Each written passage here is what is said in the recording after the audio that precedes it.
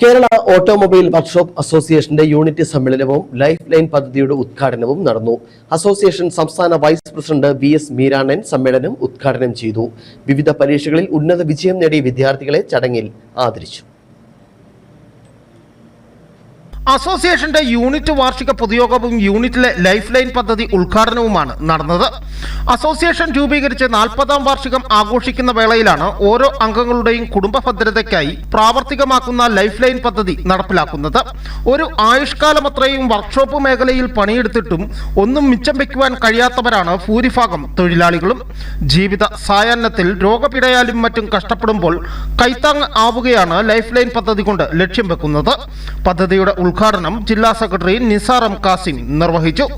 സംസ്ഥാന വൈസ് പ്രസിഡന്റാണ് സമ്മേളനം ഉദ്ഘാടനം ചെയ്തത്. തിരുവനന്തപുരം മുതൽ കാസർഗോഡ് വരെയുള്ള നമ്മുടെ മെമ്പർമാരെ പരിശോധിച്ചാൽ നമ്മളെ പോലെ ശുദ്ധഗതിക്കാരില്ല.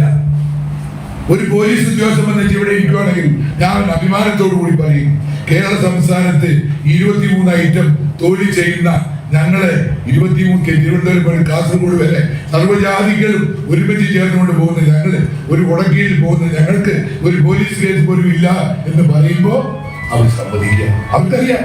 സമ്മേളനത്തിൽ ഉന്നത വിജയം നേടിയ വിദ്യാർത്ഥികളെ ആദരിച്ചു.